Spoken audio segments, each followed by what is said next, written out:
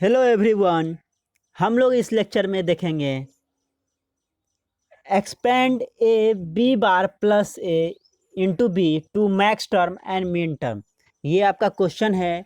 इसको बोल रहा है एक्सपेंड करने के लिए मैक्स टर्म और मिन टर्म में। ये आपका यूनिट 3 लेक्चर 2 है। इसमें हम लोग देखेंगे इसको मैक्स टर्म और मिन टर्म में लिखेंगे। Max term means pause form में और min term means soft form में। तो देखिए कैसे हम लोग लिखेंगे। देखिए यहाँ पे बी बार प्लस ए है, यहाँ ए है बी है। देखिए यहाँ ए है, इसमें क्या है बी टर्म अब्सेंट है। ये आपका बी है, इसमें क्या है ए टर्म अब्सेंट है। तो देखिए अब हम लोग कैसे लिखेंगे इसको। हम लोग सबसे पहले पॉज फॉर्म में लिखते हैं।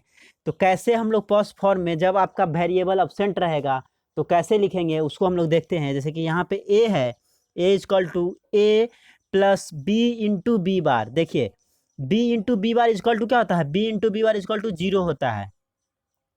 तो यहाँ पे देखिए हम लोग ए प्लस 0 लिख सकते हैं। B into B bar is equal to 0, तो ए प्लस 0 इजकल टू ए। तो हम लोग लिख सकते हैं ए प्लस 0 लिख सकते हैं, कोई फर्क नहीं पड़ेगा।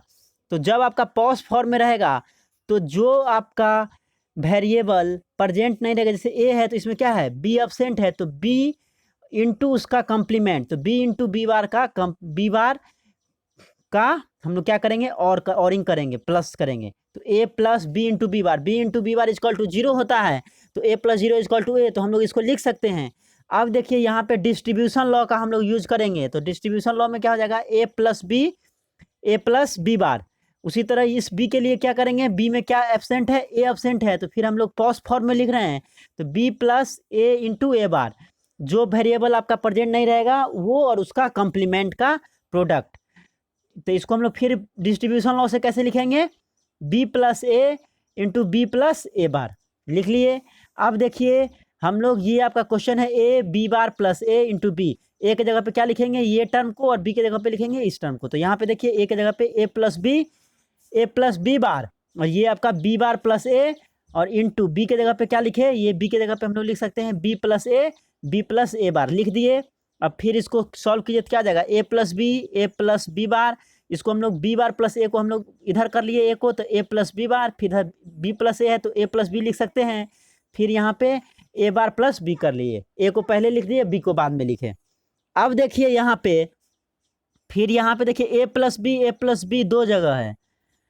तो और यहाँ पे देखिए ए प्लस बी बार और ए प्लस बी बार भी दो जगह है। तो देखिए हम लोग क्या करते हैं, ए इंटू ए इंटू ए इंटू ए कितना बार भी मल्टीप्लाई कीजिएगा तो उसका वैल्यू क्या होगा, ए ही होगा। उसी तरह ए प्लस बी इंटू ए प्लस बी इंटू ए प्लस बी कितना बार भी कीजिएगा तो उसका वैल्यू क्या हो जाएगा, ए प्लस बी ही होगा। तो हम लोग ये दोनों टर्म के लिए ए प्लस बी लिख दिए। फिर ए प्लस बी बार दो बार है तो एक बार लिखेंगे, तो ए प्लस बी बार। फिर आपका ये टर्म ए बार प्लस बी।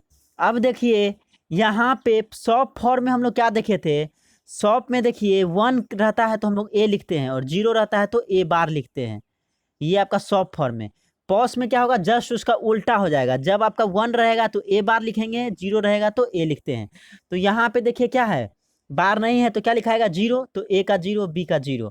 यहाँ देखिए ए है तो फिर 0, बार है तो 1, फिर आपका ए बार है तो 1 और बी है तो 0, जस्ट सॉफ्ट का उल्टा। तो 0 0 किसका होता है, 0 0 मीन्स 0, 0 1 मीन्स 1 और 1 0 मीन्स 2। तो ये क्या हो गया, M0 M1 और M2। तो यहाँ पे देखिए जब हम लोग पॉज फॉर्म में लिखेंगे, मैक्स टर्म में लिखेंगे, तो कैपिटल एम का यूज करते हैं। वही सॉफ्ट फॉर्म में हम लोग स्मॉल एम का यूज करते हैं। तो यहाँ पे देखिए capital M0, capital M1, capital M2। तो अब दो वेरिएबल है इसमें ए और बी, तो मैक्सिमम टर्म कितना हो सकता है, तो 4 होगा। क्या क्या होगा, M0 M1 M2 और M3। तो यहाँ पे देखिए M0 M1 और M2 है, M3 एब्सेंट है। तो जो टर्म आपका पॉज फॉर्म में नहीं रहेगा वही आपका सॉफ्ट फॉर्म हो जाएगा। तो यहाँ पे देखिए इसको कैसे लिखेंगे, पॉज फॉर्म में हम लोग पाई ऑफ एम 0,1,2, ये आपका 0 1 2 है। तो यहाँ पे दो वेरिएबल का है तो 3 तक होगा, 0 1 2 3, तो 3 एब्सेंट है तो वही आपका सॉफ्ट में हो जाएगा। तो पाई ऑफ एम हम लोग मैक्स टर्म के लिए या पॉज के लिए हम लोग पाई ऑफ एम लिखते हैं, कैपिटल एम 0 1 2। तो ये आपका हो गया पॉज फॉर्म और मैक्स टर्म में हो गया। अब देखिए इसको हम लोग पॉज मीन्स होता है प्रोडक्ट ऑफ सम।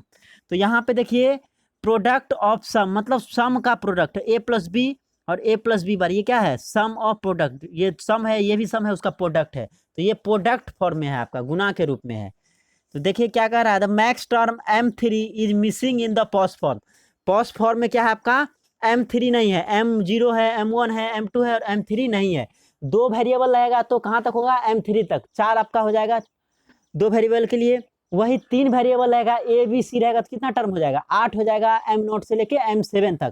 तो उसमें जो जो आपका रहेगा प्रजेंट वो आपका पॉस में हो जाएगा, और जो पॉस में नहीं रहेगा वो आपका सॉप हो जाएगा। तो देखिए M3 एब्सेंट है, so the shop form will contain mean term M3। जो आपका पॉस में एब्सेंट है वही आपका सॉप हो जाएगा। तो इसको हम लोग कैसे लिखेंगे, समेशन ऑफ M और 3।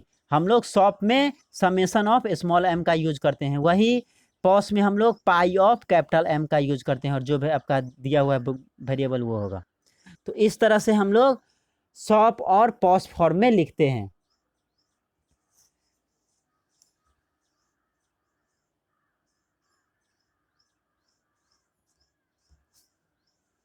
Thank you.